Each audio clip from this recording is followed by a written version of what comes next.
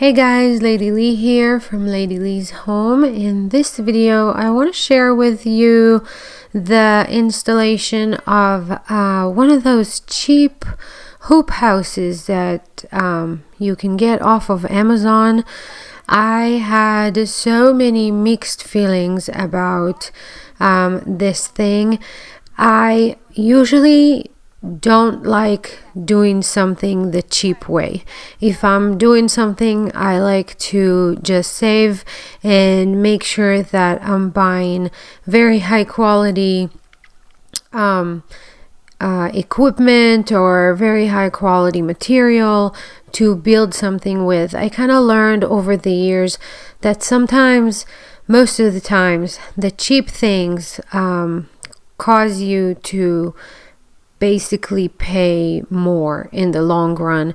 They break, they don't perform well, they annoy you to death, they make work harder, and I've learned to just not do it. If I need to wait for something a few more months, then I worked on being patient, which is not always easy, and just save enough for buying the good thing instead of the cheap thing. That's usually what I'm doing, but in this regard, I could not wait. I really needed space for starting seeds, and I needed space to store garden stuff. The farm is growing. The well is going to be drilled in the next couple months. There's a lot of space there, a lot of plants that need to go in the ground. And buying plant starts from a farm is possible, but expensive and not something that I can afford right now. So I needed somewhere to start plants, and I needed that is more than the 2 shelves that I have inside the house, and I needed space to store garden stuff, if it is seed starting soils or seed trays or all this kind of stuff. So I decided to go ahead and purchase one of those. I think it cost me $130 hoop house from Amazon. And I will walk you through how I put it together. But I have to say that I feel like this is kind of like an IKEA furniture sort of thing. I was kind of against it at the beginning, but as I was building it, I was like, you know what? I think this thing is actually going to last a few years, and it's a good space. There are some conditions, so it's going to last a few years if you do this and that, which I will tell you my opinion or what I think that you need to do in this video. So I got this. It's a 20 foot by 10 foot by 6.5. That's a lot of space. So what we did at the beginning is just finding a flat spot. I was debating if to put it together at the farm, which is across the road from where I live, or if to put it together in the house, like in the backyard, which is, right where I live. And I kept going back and forth, and finally I decided to put it in the backyard, because when it comes to seed starting, first of all, I still don't have water at the farm, and then second, it's really something that needs to be as close to you as possible. And I knew that even if it was at the farm, and I do go there almost every day, it's still not going to be enough. Little seedlings sometimes need to be checked on multiple times a day, and temperature need to be monitored, and winds and weather, and you need to open the hoop house and close the hoop house, and it's definitely a space that needs to be checked on a few times a day. So I made the decision to just put it in the house, like right at the house where I live. It is a whole bunch of little bolts. So I like that, because if I ever need to move it, it's going to be pretty simple to move it.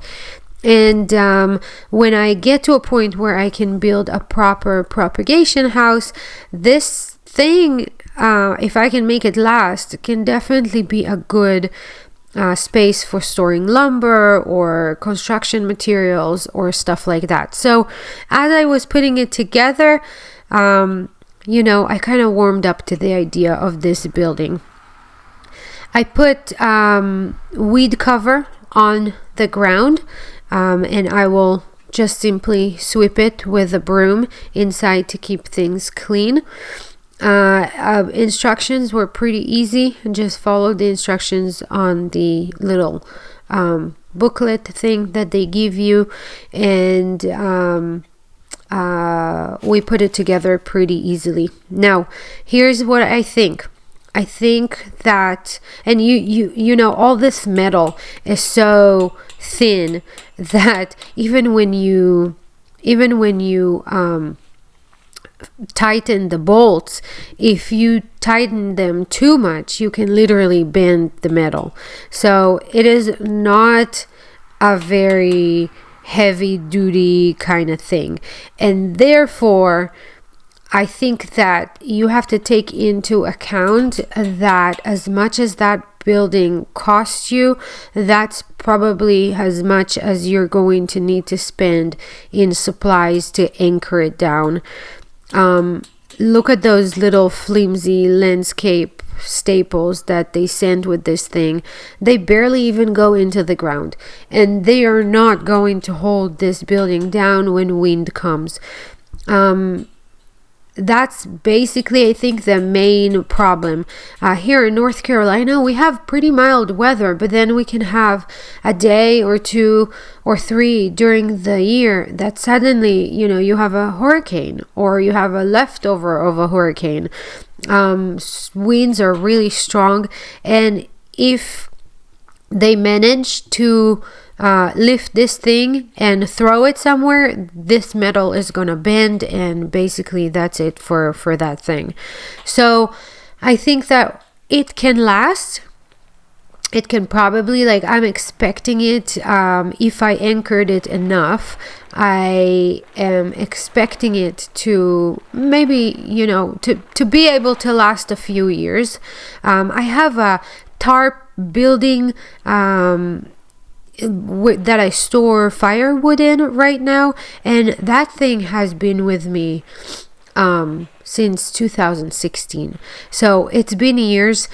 It ripped in a couple of places, but it still keeps the firewood dry, and I put 4 T-posts on the sides of it, and I just tied it to the T-posts, and as long as I can make sure that it doesn't fly in the wind, it lasts pretty well, and I hope that this building will too. To put the plastic on, they come in green and in white. I don't know how the green will function for plants, for seed starting. I think that it should function okay too. I decided to go with the white, and it's got doors on both ends. Putting the plastic on is better done with a couple people, but totally possible with just one person.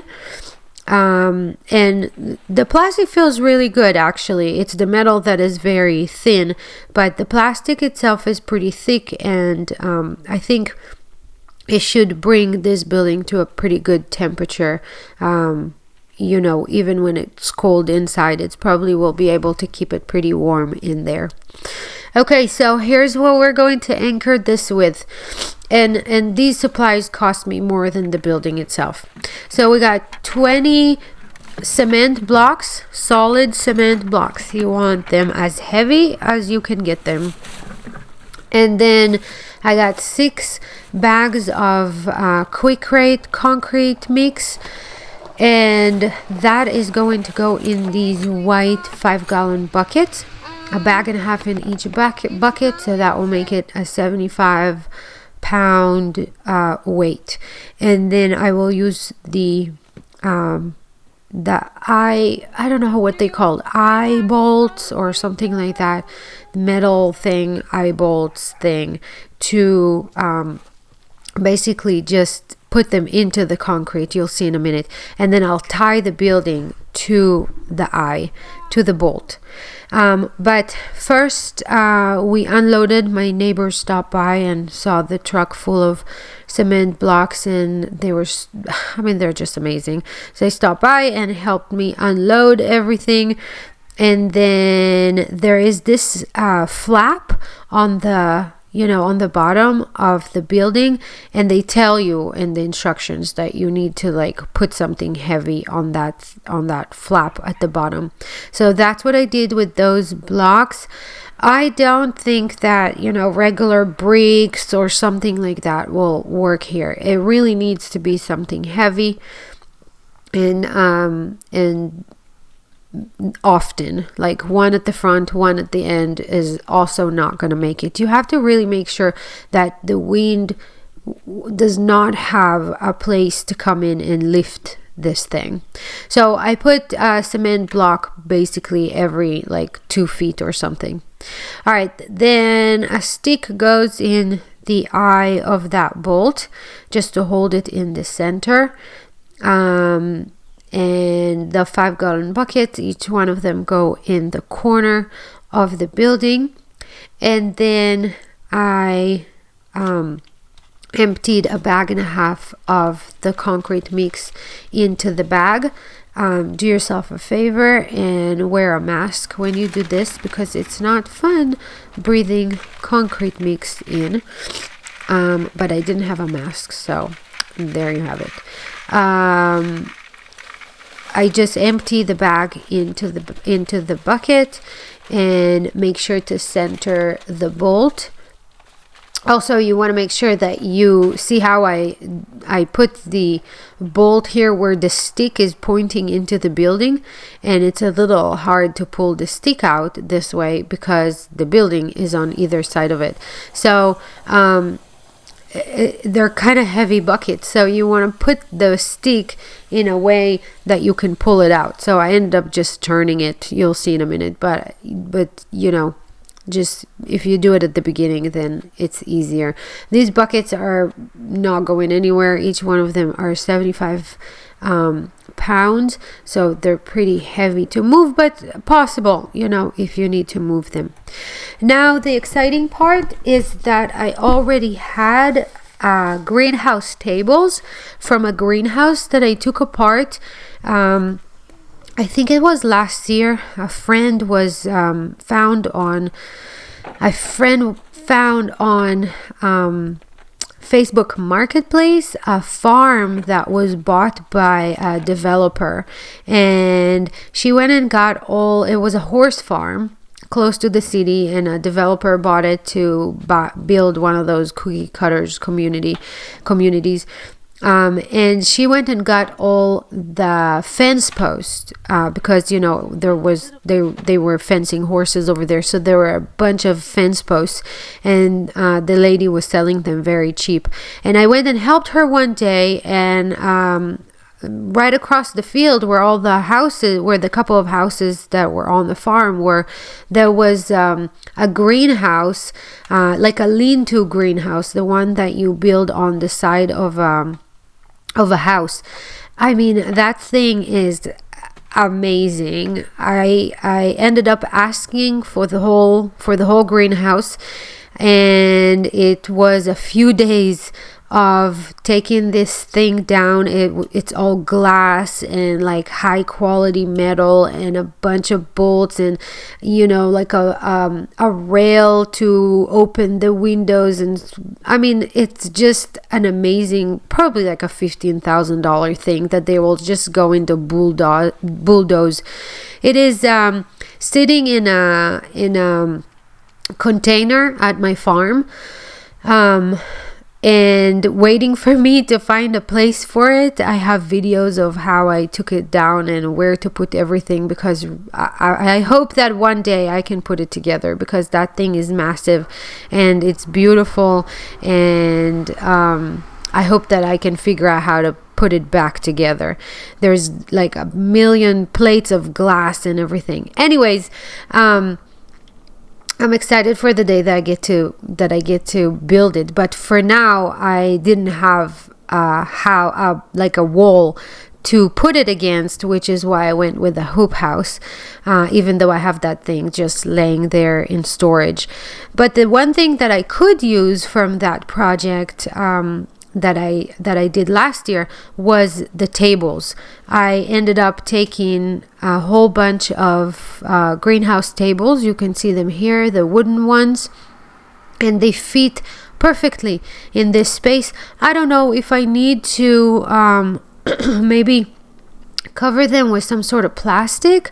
I imagine when I water the plants, I don't really want the wood to get wet, but I don't know, I didn't think about that yet. I put a big metal bucket there for seed starting soil.